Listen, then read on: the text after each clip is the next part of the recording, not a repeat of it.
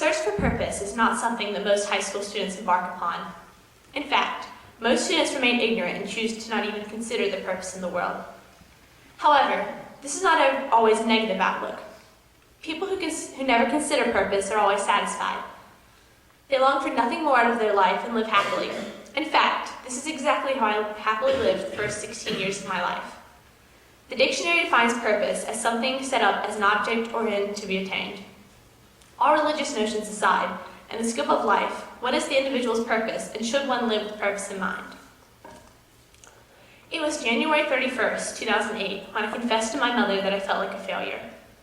I had not had any significant accomplishments, and certainly had found no purpose in the world. As a sophomore in high school, my grades were abysmal. I had no significant achievements in my passion theater, and was generally regarded as one of the lazier students in my class.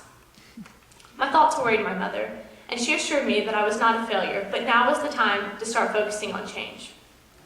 This did not really seem to help me. In my mind, I was a failure, and honestly, I didn't want to do any more than I had to do. There was always time for that later. I had come home from school that day feeling sick and being prone to sinus infections.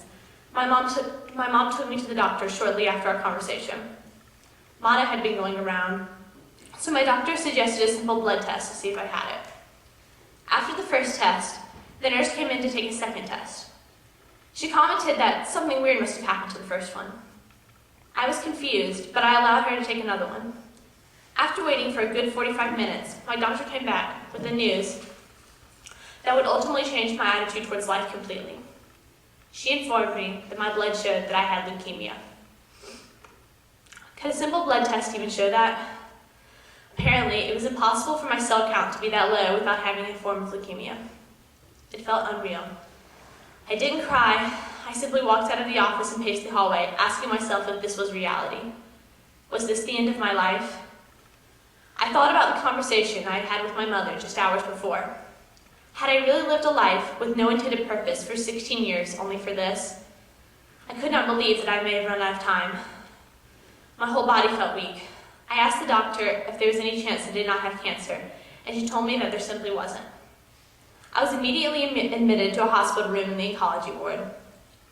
I remember a nurse asking me what my hobbies were, trying to make casual conversation as other nurses gave me shots and took more blood. What was I supposed to say? I had essentially failed at everything I tried. After her questioning, I realized how many opportunities I had wasted. As my whole family arrived from out of town, it all became very real to me. After many tests, around 1 a.m., I just wanted to go to sleep and prepare myself for my bone marrow extraction in the morning. A nurse came in saying she had to take some more blood, that the blood they had taken for the transfusion needed to be looked at again. This only frightened me more, so this time I just refused to let her take it. I had had enough. She calmed me down and told me in secret that the blood they had taken for my transfusion had looked perfectly healthy. I asked if this meant I might not have cancer, and she told me that by some miracle, my blood all of a sudden looked fine, but they were taking more to make sure. And sure enough, my blood read perfectly healthy a second time. I was discharged from the hospital at 2 a.m. and diagnosed with a sinus infection. So what did this all mean? To this day, no doctor has been able to tell me why both of my test results showed that I had cancer.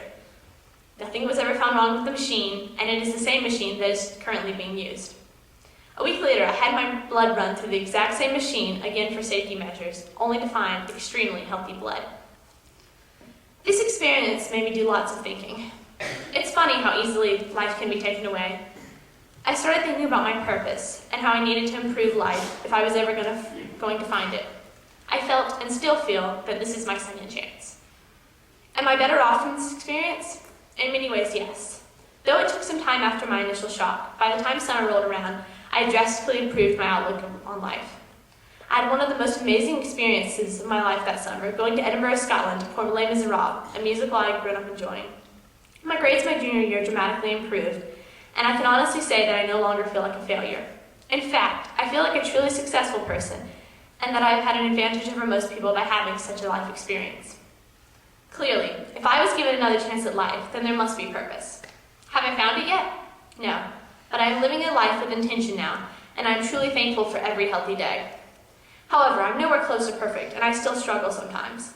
But I know But now, I know I must keep going because I can never be too sure when I've had my last opportunity.